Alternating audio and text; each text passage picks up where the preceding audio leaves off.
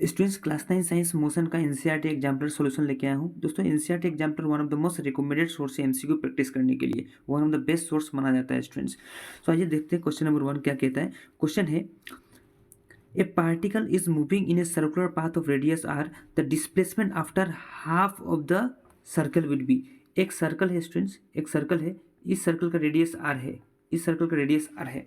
एक पार्टिकल है जो इस पॉइंट से मूव करना स्टार्ट करती है और हाफ रिवोल्यूशन कंप्लीट करती है, माना आधा राउंड लगा के वो यहाँ पे पहुँच जाएगी, पॉइंट बी पे पहुँच जाएगी। तो उस दौरान उसका डिस्प्लेसमेंट क्या होगा स्टूडेंट्स? ये सेंटर से ए का डिस्टेंस आर हो गया, तो इस सेंटर से आपका बी का डिस्टेंस भी आर होगा, क्योंकि रेडियस जो होता है सेंटर से सारा पॉइंट्स पे रेडियस से इक्वल होता है। तो हमको चाहिए डिस्प्लेसमेंट। डिस्प्लेसमेंट होता क्या है दोस्तों? डिस्प्लेसमेंट बेसिकली ये रहा ए आपका इनिशियल पोजीशन और जो बी रहा ये आपका हो गया फाइनल पोजीशन। इनिशियल से फाइनल पोजीशन का जो डिस्टेंस होता है उसी को बोलते हैं हम लोग डिस्प्लेसमेंट। तो इनिशियल पॉइंट से फाइनल पॉइंट का डिस्टेंस हो गया आपका आर और आर 2r। तो ऑप्शन नंबर बी आपका सी आपका करेक्ट आंसर हो जाएगा। Displacement will be equal to twice of radius. Now देखते हैं क्वेश्चन नंबर 2। क्वेश्चन नंबर 2 क्या कहता है दोस्तों? यहाँ पर क्वेश्चन नंबर 2 है a body is thrown vertically upward with A velocity u। यानी एक ऑब्जेक्ट है, एक ऑब्जेक्ट है, ये रहा आपका ग्राउंड, ये रहा आपका ग्राउंड। इस ग्राउंड से एक ऑब्जेक्ट को ऊपर की तरफ फेंका जाता है, ऊपर की तरफ फेंका जाता है एक स्पीड से, u स्पीड से फेंका जाता है। तो दोस्त जब वो ऑब्जेक्ट, मान लो ये स्टोन है, ये जो ऑब्जेक्ट जब यहाँ पहुँचेगा हाईएस्ट पॉइंट पे, तो उस वक्त उसका वेलोसिटी 0 हो जाएगा दोस्तों। क्योंकि अगर इसका वेलोसिटी 0 नहीं होगा तो ये और ऊपर जाना था, लेकिन और ऊपर नहीं गया, यहाँ पे आके रुक गया, यानी इसका स्पीड क्या हो गया यहाँ पर 0 मीटर पर सेकेंड हो गया। तो ये रहा इसका हाइट, ये रहा इसका एज, ये रहा इसका हाइट हो गया। तो मुझे निकालना क्या है बेसिकली? हाइट निकालना है। दोस्तों एक फॉर्मूला होता है V square minus U square is equal to 2gh। तो वी स्क्वायर, तो सबसे ऊपर जाके उसका वेलोसिटी 0 हो गया, तो मैं पुट कर दूंगा 0 का square minus U square is equal to 2g और h। तो 0 स्क्वायर 0 होता है, तो ये हो जाए 0 minus U square is equal to. Students एक सबसे इंपॉर्टेंट कंसेप्ट इस क्वेश्चन के अंदर ये है कि ऑब्जेक्ट को ऊपर फेंका जा रहा है। जब भी ऑब्जेक्ट को ऊपर फेंकते हैं तो एक्सीलरेशन ड्यू टू ग्रेविटी होता है वो नेगेटिव होता है, क्योंकि जी जो है एक्सीलरेशन ड्यू टू ग्रेविटी वो हमेशा नीचे की तरफ लगता है, नीचे की तरफ उसको पॉजिटिव ज्यूम करते हैं, तो ऊपर की तरफ क्या हो जाएगा आपको? वो नेगेटिव हो जाएगा। वो तो नेगेटिव हो जाएगा, तो ये हो जाएगा -2gh। तो ये माइनस और माइनस कैंसिल हो गया, तो U square is equal to हो जाएगा 2gh। मुझे एच चाहिए यानी हाइट चाहिए, तो हाइट हो जाएगा यहाँ पर you square divide by 2g, नीचे आ जाएगा यू स्क्वायर बाई 2g। तो U square by 2g option number B आपका करेक्ट आंसर हो जाएगा। आइए अब देखते हैं क्वेश्चन नंबर 3। क्वेश्चन नंबर 3 क्या कहता है? क्वेश्चन नंबर 3 आपको कह रहा है, इसको रब कर लेते हैं। क्वेश्चन नंबर 3 आपको कह रहा है कि the numerical ratio of displacement to distance for a moving object is. Displacement और डिस्टेंस दोस्तों बहुत सिंपल फंडामेंटल एक फॉर्मूला होता है। ये होता है कि distance is equal to, distance जो होता है डिस्टेंस वो हमेशा ग्रेटर होगा या इक्वल होगा किससे? डिस्प्लेसमेंट से। डिस्टेंस जो होता है हमेशा ग्रेटर या इक्वल होगा किससे? डिस्टेंस से। तो मैं इसको ऐसा भी लिख सकता हूँ कि डिस्टेंस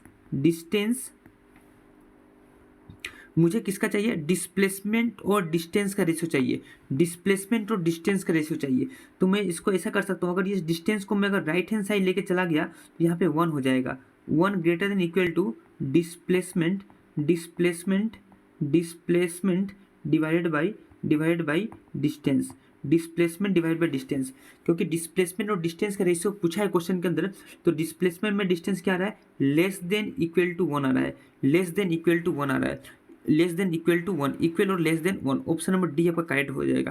लेकिन अगर ये क्वेश्चन को थोड़ा चेंज कर दिया जाए, अगर हमको डिस्प्लेसमेंट और डिस्टेंस ना पूछ के अगर मुझे डिस्टेंस और डिस्प्लेसमेंट का रेशियो पूछे तो क्या करेंगे?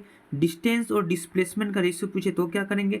डिस्टेंस और डिस्प्लेसमेंट का रेशियो पूछे तो आपको उल्टा हो जाएगा, ये आपका यहाँ पर हो जाएगा आपका ग्रेटर देन इक्वल टू 1। उस केस में ऑप्शन कुछ और होना था, लेकिन मुझे डिस्प्लेसमेंट और डिस्टेंस पूछा है तो ऑप्शन नंबर डी आपका करेक्ट आंसर होते हुए दिख रहा है। आइए अटेम्प्ट करते हैं next question, question number 4। Question number 4 क्या है? If the displacement of an object, देखिए दोस्तों, if the displacement of an object is proportional to the square of time then the object move with. Displacement of an object is proportional to the square of time, square of time यानी displacement जो है वो directly proportional है square of time का। ये question में ये information given है, तो कौन सा ऑप्शन करेक्ट होगा? तो we know that WKT, we know that S equal to half AT square UT plus half AT square, ये होता है एक फॉर्मूला दोस्तों। सेकेंड इक्वेशन ऑफ मोशन है S equal to UT plus half AT square, लेकिन S is directly proportional to T square, यानी इस case में U जो होता है, U जो आपका जीरो पुट करना पड़ेगा, U को हमको जीरो पुट करना पड़ेगा, तो मुझे मिल जाएगा S equal to half AT square, S equal to half AT square. तो दोस्तों बड़ा इंटरेस्टिंग क्वेश्चन है, अगर S is directly proportional to T square, तो S इज इक्वल टू, जब इस प्रोपोर्शनलिटी को हटाएंगे तो मुझे एक कांस्टेंट लेना पड़ेगा KT square, S equal to हो जाएगा KT स्क्वायर। तो आइए दोस्तों देखते हैं S equal to KT square पाने के लिए ये जो पार्ट आपको दिख रहा है हाफ इंटू A, इसकी जगह पे मुझे K रखना पड़ेगा, कांस्टेंट होना पड़ेगा, तब आएगा S equal to KT square. तो हमको क्या समझ में आया, हाफ तो 1/2 तो कांस्टेंट है ही है, साथ में जो एक्सप्रेशन दिख रहा है आपको, ये एक्सप्रेशन, ये जो आपको दिख रहा है एक्सप्रेशन, ये एक्सप्रेशन क्या होना पड़ेगा, कांस्टेंट होना पड़ेगा, एक्सप्रेशन आपका कांस्टेंट होना पड़ेगा। अगर एक्सप्रेशन कांस्टेंट होता है तभी मुझे ये इक्वेशन आपको मिलेगा S equal to KT square.